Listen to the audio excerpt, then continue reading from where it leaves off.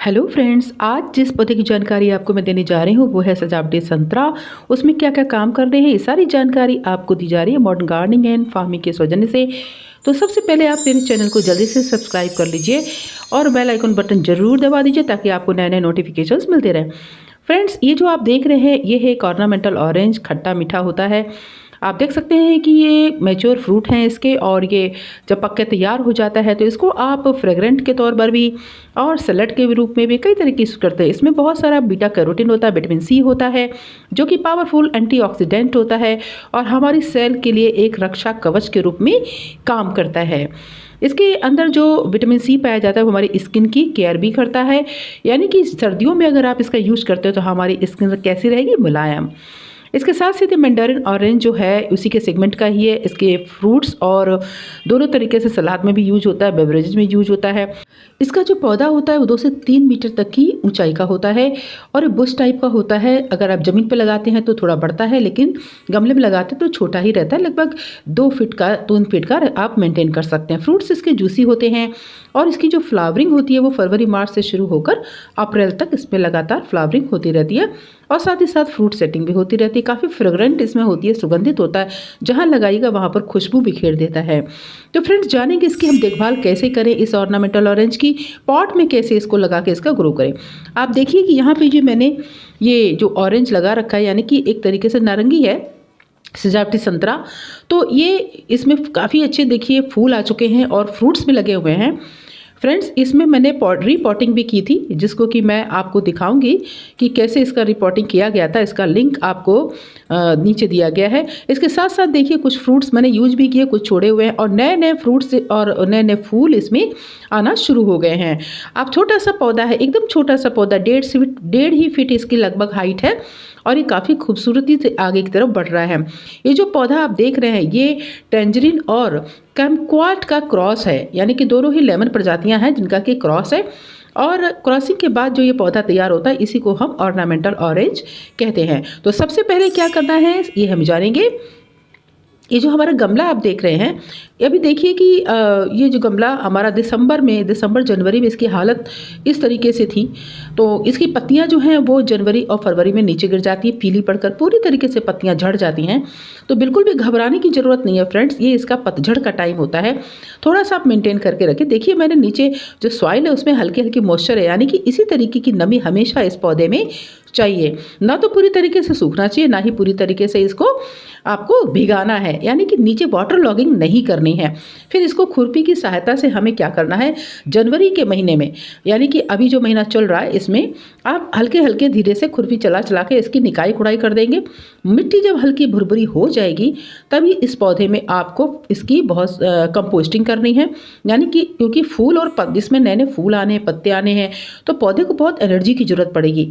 ऐसे लिए इसमें पोषक तत्वों का होना बेहद जरूरी है। तो इसके लिए हम क्या करेंगे आइए जानते हैं।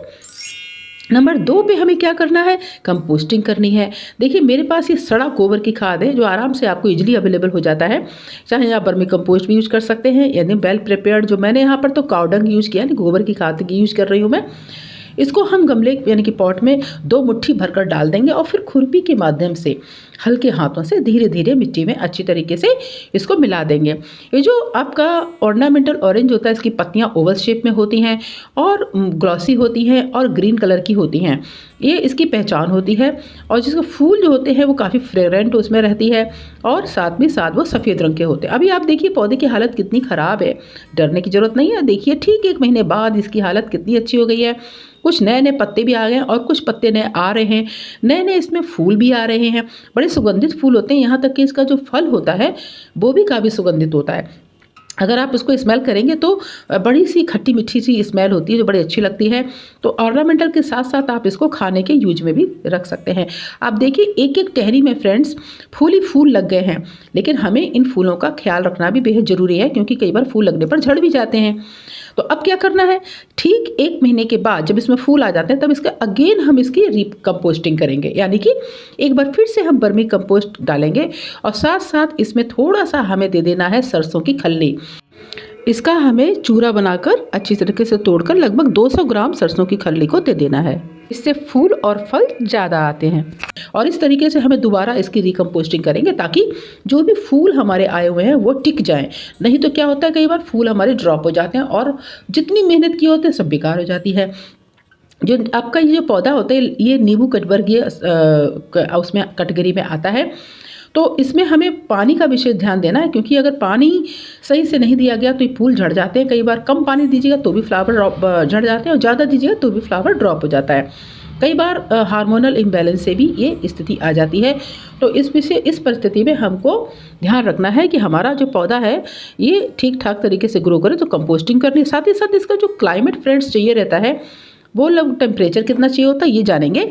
55 डिग्री से लेके लगभग 70 डिग्री फ़ारेनहाइट का टेम्परेचर इसकी अच्छी ग्रोथ के लिए और फ्लावरिंग के लिए ज़रूरी होता है। लेकिन ये कम तापमान पे लगभग 10 डिग्री फ़ारेनहाइट से नीचे भी अगर टेम्परेचर होगा तो भी ये सर्वाइव कर जाता है। कोई घबराने की ज़रूरत नहीं, इजी टू मेंटेन है। अब जानेंगे कि अगर पौधा ज़मीन में लगा है तो उसकी केयर क्या करना है। आप देख सकते हैं ये जो पौधा लगा हुआ है इस पौधे में कितनी ज़्यादा नीचे घास है। तो फ्रेंड्स इस बात का आप विशेष रूप से ध्यान रखिए, जब आप पौधा ज़मीन में लगाएं उसमें घास वगैरह ना होने दें। नीचे देखिए पूरा ही जहाँ पे जड़ का एरिया है पूरी तरीके से इसमें घास हो रखी है, जिससे पौधे का ग्रोथ प्रभावित हो जाएगा। अब देखिए जब न्यू शूट्स आते हैं तो कटाई छटाई थोड़ी सी कर देनी है हमको, और साथ ही साथ उसमें मैंने जैसा बताया कंपोस्टिंग करनी है। उसके बाद इसमें जनवरी में नए नए शूट आना शुरू हो जाते हैं और ये फरवरी मार्च तक आते रहते हैं। और उसी तरीके से फ्लावरिंग इसमें भी आती रहती है, सेम जैसे आप ज़मीन में लगाए हुए ऑर्नामेंटल ऑरेंज में आता है ठीक उसी तरीके से गमले में आता है। दोनों में एक तरीके का आता है, बस इसमें ग्रोथ थोड़ी अच्छी होती है जो ज़मीन में लगा रहता है, और गमले में हम जैसे चाहे उस तरीके से शेप अप करके पौधे को तैयार कर सकते हैं। सेम ज़मीन पर भी कर सकते हैं, लेकिन ज़्यादा फल लेना है तो आप पौधा बड़ा आकार का करने के लिए उसको हमें ज़मीन में लगाना पड़ेगा। यहाँ देखिए कि हम जनवरी फरवरी में पूरा फूल खिलना शुरू हो गए हैं और ये जो है मार्च अप्रैल तक खिलते रहते हैं। अप्रैल में इसमें फ्लावरिंग के साथ साथ फ्रूटिंग भी शुरू हो जाती है। फूल बेहद आकर्षक होते हैं, सफ़ेद रंग के फूल बड़े खूबसूरत लगते हैं। आप देख सकते हैं इसमें भी 1 महीने के बाद जब हमने कंपोस्टिंग कर दिया था तब इसमें भी ज़मीन में भी इसी तरीके से इसमें फूल आने शुरू हो गए। फ्लावर ड्रॉप ना, इसके लिए हमें क्या करना है, प्लानोफिक्स 1 ml 3 लीटर पानी में घोलकर पौधे पर छिड़काव कर देना है। इस दवा से क्या होता है कि फ्लावर ड्रॉप नहीं होता, और जब हमारा जो फूल लगा रहता है इसमें हम जब मसूर के दाने के बराबर हमारा जो ऑरेंज है वो तैयार हो जाता है तो इसमें ड्रॉप ज़्यादा होता है। ऐसे में हमें ये ध्यान देना है कि जब मसूर के दाने के बराबर फल लगे तो हमें ज़रूर दवा दे देनी है।